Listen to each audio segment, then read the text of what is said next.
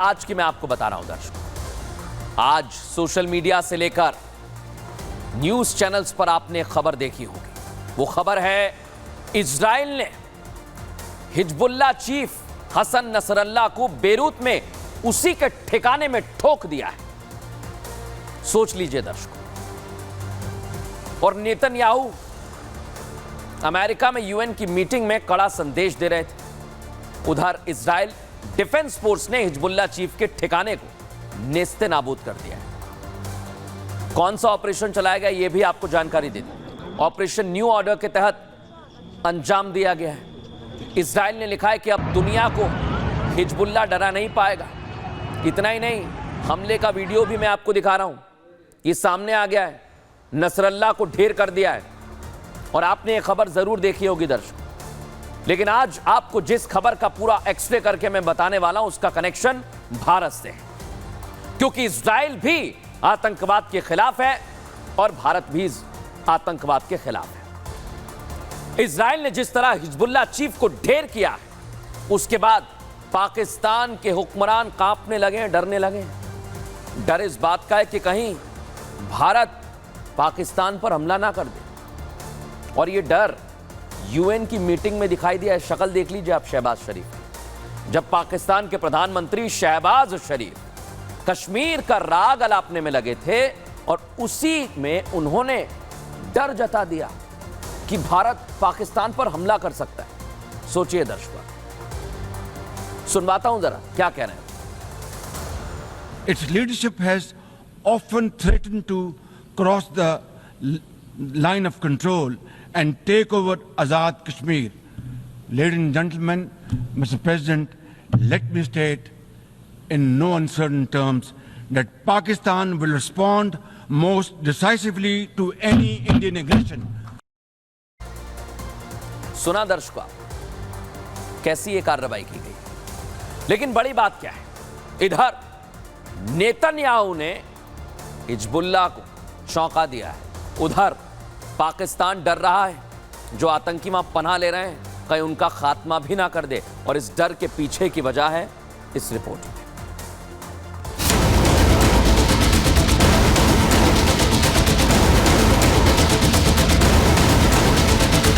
Pakistan will respond most decisively to any Indian aggression.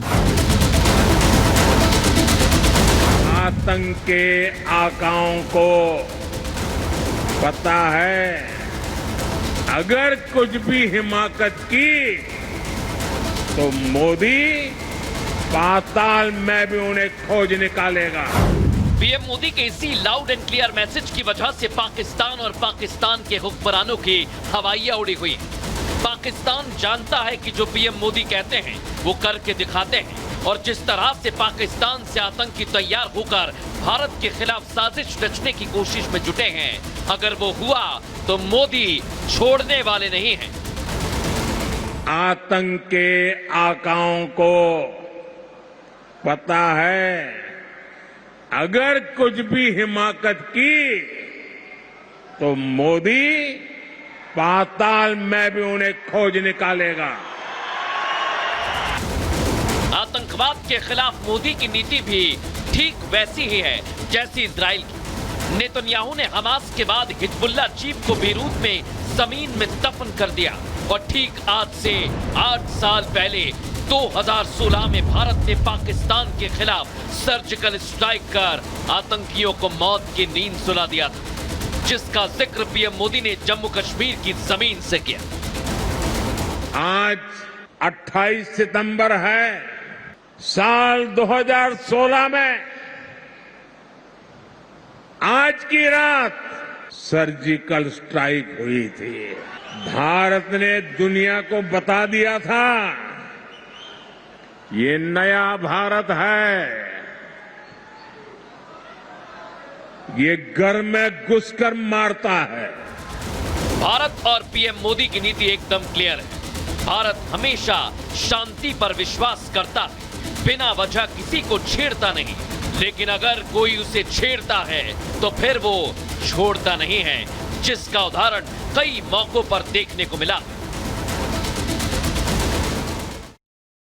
और भारत की यही छवि है जो शहबाज के डर का कारण बनी हुई है। दर्शकों, आज आपको बताता हूं कि शहबाज डर क्यों रहे थे, कांप क्यों रहे थे, घबरा क्यों रहे थे। क्योंकि यूएन में तुर्की का साथ पाक को नहीं मिला है। तुर्की ने कश्मीर की बात नहीं की है। पहले कश्मीर पर पाकिस्तान के साथ था, लेकिन अब नहीं है। एक एक कर आतंक के आकाओं का सफाया हो रहा है। हमास के बाद हिजबुल्लाह चीफ ढेर हो गया है और आतंकियों के सफाए से पाक में डर है। दर्शकों, बड़ा डर है। लेकिन आपको सुनवाता हूं मैं कि एर्दोगन ने क्या कहा है, कैसे कहा है, सुनिए जरा।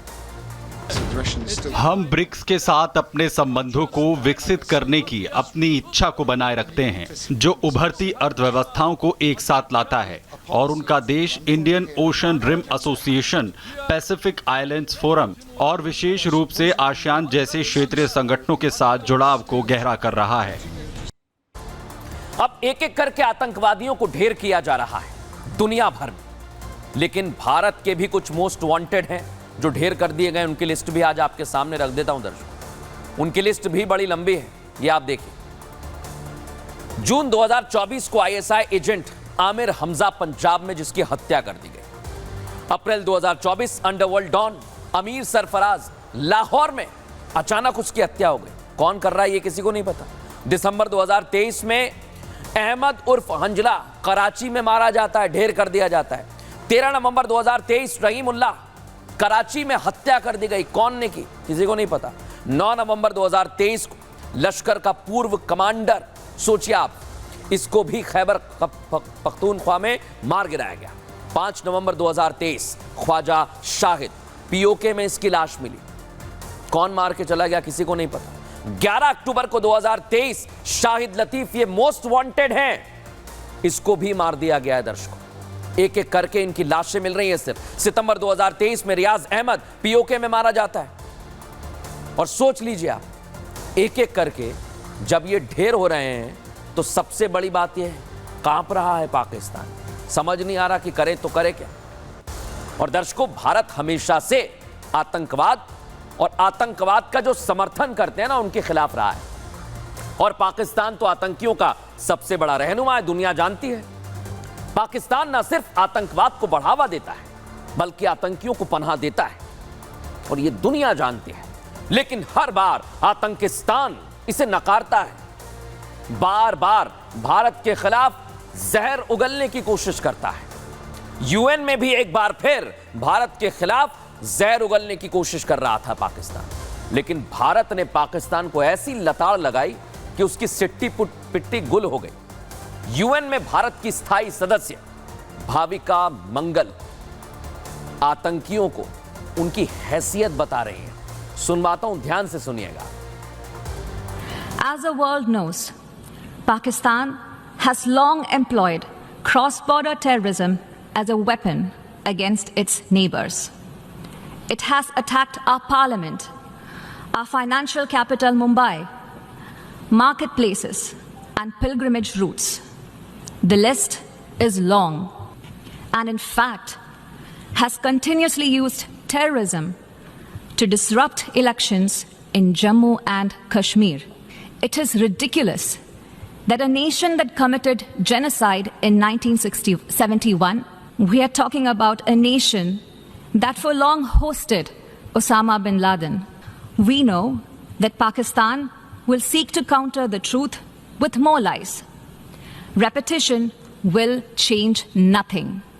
Our stand is clear and needs no reiteration.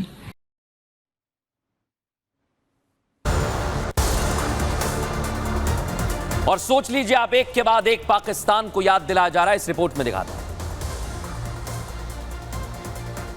Bharat माता की वंदे।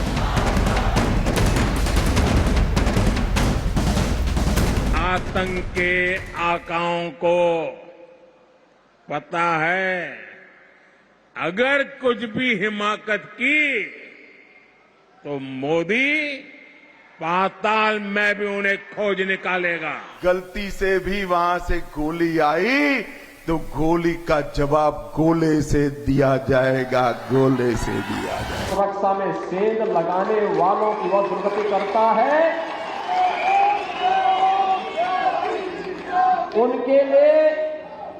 उनके लिए न कफन नसीब होगा, न 2 गज जमीन ही नसीब हो पाएगी। नेता भले ही अलग अलग हैं, लेकिन इनके बयानों में बहुत कुछ कॉमन है। जहां बयान दिया वो जगह जम्मू कश्मीर है। बयान में जो चीज कॉमन है वो है आतंकवाद, और सबसे बड़ी जो समानता है वो है आतंकवाद के खिलाफ इन नेताओं का रुख। आतंकिस्तान और आतंकवाद के लिए भारत ने ऐसा चक्रव्यूह तैयार किया है जिससे किसी भी आतंकी देश के लिए पार पाना आसान नहीं है। पीएम मोदी पहले ही साफ कर चुके हैं कि भारत के खिलाफ आतंकी साजिश करने वालों को वो पाताल से भी ढूंढ निकालेंगे। लेकिन सीएम योगी ने जम्मू कश्मीर से ऐसी हुंकार भरी है कि पूरा आतंकिस्तान खौफ के साए में है। सीएम योगी ने पाकिस्तान को अल्टीमेटम दे दिया कि जल्द ही पाकिस्तान का कब्जा किया हुआ कश्मीर भारत में शामिल होगा। पाक अधिकृत कश्मीर भी फिर कश्मीर का ही पार्ट होने वाला है, जम्मू कश्मीर का ही भाग होने वाला है। सुना आपने योगी आदित्यनाथ को, उन्होंने कह दिया है कि शामिल होगा, और इसी वजह से पाकिस्तान थर थर कांप रहा है।